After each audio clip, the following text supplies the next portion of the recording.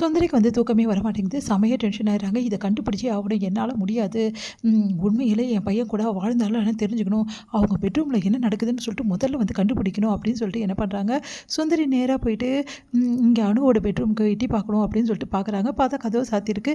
என்ன பண்ணுறதுன்னு தெரியாம அப்படியே காத கொடுத்து கேட்குறாங்க. பார்த்தா ஒண்ணுமே கேட்கல. என்ன ஒண்ணுமே கேட்கல. என்ன நடக்குதுன்னு தெரியலையே உள்ள அப்படின்னு சொல்லிட்டு அப்படியே பார்த்துட்டு இருக்காங்க. அபி என்ன பண்றாங்க, தண்ணி குடிக்கிறதுக்காக வெளிய வராங்க.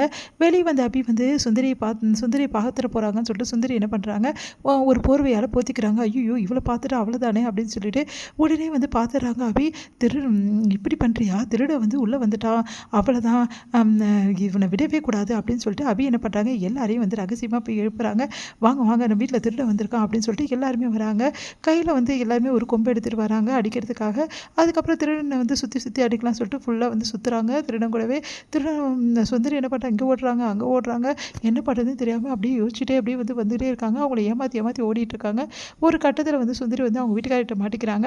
அவங்க வீட்டுக்கார் வந்து என்ன பண்ணுறாரு, திருடனை பார்க்காம அப்படியே சோர்ந்து போய் உட்காந்துருக்கு. அவரை ஏமாற்றி போகலான்னு நினைக்கிறாங்க.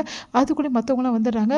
உடனே வந்து சுந்தரி வந்து பார்த்துடுறாங்க. நம்ம அபி என்ன பண்ணுறாங்க, ஓ நீங்கள் தானா, இந்த வேலையில் திருட்டுத்தனமான வேலையெல்லாம் பார்த்துட்ருக்கீங்களா, உங்களை சும்மாவே விட மாட்டேன் அப்படின்னு சொல்லிட்டு என்ன பண்ணுறாங்க, திருட தூ இங்கே இருக்கா பாருங்கள் இங்கே இருக்கா பாருங்கள் சொல்கிறாங்க. எல்லோரும் ஓடி வந்து அவங்கள அடிச்சிடுறாங்க. ஐயோ என்னை விட்டுருங்க, நான் சுந்தரின்னு சொல்லிட்டு கத்துறாங்க.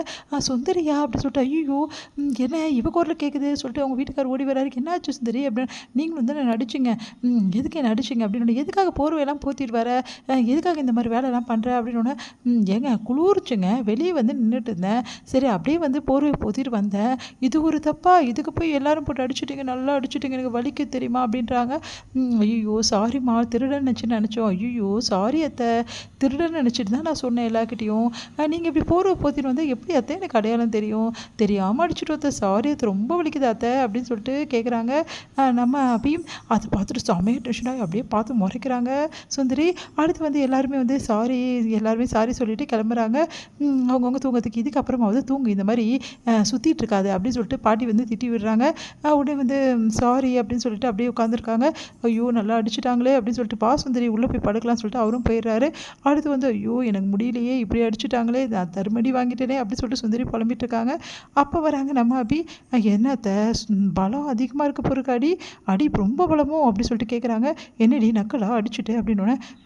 நான் எனக்கு தான் தெரியுமே நீங்கள் தான் இந்த மாதிரி வேலையெல்லாம் பண்ணீங்கன்னு சொல்லிட்டு. அப்போ வேணும் தான் அடிச்சியா, நான் வேணும்னு அடிக்கலப்பா, ஆனால் கேடு நினைப்பான்னு சொல்லுவாங்க, அதனால் நைட்டில் இங்கேயே சுற்றிட்டு இருக்கீங்க, அதனால தான் அடி வாங்கினீங்க, வேணும்னே வந்து என் அக்கா என்ன பண்ணுறா ஏது பண்ணுறா தெரிஞ்சுக்கிறதுக்காக வந்தியா உன்னை அப்படின்னு சொல்லிட்டு செம்மையாக டென்ஷன் ஆயிடுறாங்க. உடனே வந்து ஒன்றும் இல்லை அத்தை, சும்மா தான், உங்களுக்கு எதுக்கு இந்த டைமில் என்ன வேலை அப்படின்னு கேட்குறாங்க. ஒன்றும் இல்லையே, நான் தான் சொன்னேன்ல எனக்கு தூக்கம் வரல, காற்று வாங்க வந்தேன், காற்று உள்ளவே ஏசி இருக்குது, அப்புறம் எதுக்கு காற்று வெளியே வாங்கணும் அப்படின்றாங்க. இப்போ என்ன உனக்கு பிரச்சனை, இங்கேருந்து போ முதல்ல அப்படின்னு. அப்படியே வந்து ஓ அப்படியா, சரி சரி போகிறேன், ஆனால் இதுக்கெல்லாம் உங்களுக்கு இருக்குது, என் அக்கா பெட்ரூம் எட்டி பார்க்குறீங்க, இந்த அடி போதுமா இன்னும் வேணுமா அப்படி சொல்லிட்டு போகிறாங்க. அபி இங்கே செம்மையாக டென்ஷனாகி அழுதுட்டுருக்காங்க. முரளி வந்து ஏன் அத்தை இப்படிலாம் பண்ணுறீங்க, நடுராத்திரி எதுக்கு இப்படிலாம் பண்ணுறீங்க அப்படி கேட்குறாரு. உடனே வந்து நான் என்னடா பண்ணுவேன், எனக்கு நைட்டெல்லாம் தூக்கமே இல்லை, ஒரு வேளை வந்து உண்மையாகவே வந்து அபி சொன்னது உண்மையோடு எனக்கு தோணுது, அணு வயசில் குழந்தை இருக்குமோன்னு எனக்கு தோணுது, அது மட்டும் அப்படி மட்டும் நடந்தது, என்னால் தாங்கிக்கவே முடியாது, அதுக்கு என்ன பண்ணுறது, எல்லாம் பார்த்துக்கலாம், ஒரு வேளை குழந்தை இருந்தாலும் அது எப்படி மேலே அனுப்பணும் நம்மளுக்கு தெரியாதான்னு. என்னடா நீ இப்படி பேசுகிற, ஒன்றமா நினச்சிட்டு இருக்கேன் என்னையும் அப்படின்னு. வேறு என்ன நினைக்கிறது, என் கூட சேர்ந்தா இப்படி தானே இருப்பீங்க நீங்கள், என்னமோ நீங்கள் நல்லவ மாதிரி பேசிகிட்டு இருக்கீங்க அப்படின்றாரு. இங்கே பாரு கிருஷ்ணா, தேவையில்லாமல் என் பேச்சுக்கு வராத, நான் அந்த அபி தான் ஏதோ பண்ணி எல்லாருக்கிட்டையும் அடி வாங்க வச்சிட்டா, அவள் தான் காரணம், அவள் எங்கே பண்ணா, அவள் திருடன்னு நினச்சா, அதனால தான் இப்படி பண்ணிட்டா அப்படின்னு. அபி சப்போர்ட் பண்ணுறேன், நான் இவ்வளோ அடி வாங்கியிருக்கேன், அப்போ கூட உனக்கு வந்து அபி முக்கியமாக போயிட்டாளா, என்னத்தை பண்ணுறது, இந்த மாதிரி இறங்கிட்டா நம்ம அடிக்கெல்லாம் பயந்தால் வேலை ஆகுமா, அடி வாங்குவோம், நிறைய திட்டு வாங்குவோம், எவ்வளோ நடக்கும், அதெல்லாம் தாங்கிட்டு தான் இந்த மாதிரி வேலையெல்லாம் பண்ணணும், என்னத்தை நீங்கள் இது கூட தெரியாமல் இருக்கீங்க, நான் வாங்காத அடியா நீங்கள் வாங்கிட்டீங்க அப்படி சொல்லிட்டு போகிறாங்க. இவனும் நானும் ஒன்றா, என் உடம்பு தாங்குமா, இவன் மாடு பார்த்து இருக்கான் அப்படி சொல்லிட்டு டென்ஷன் ஆகுறாங்க.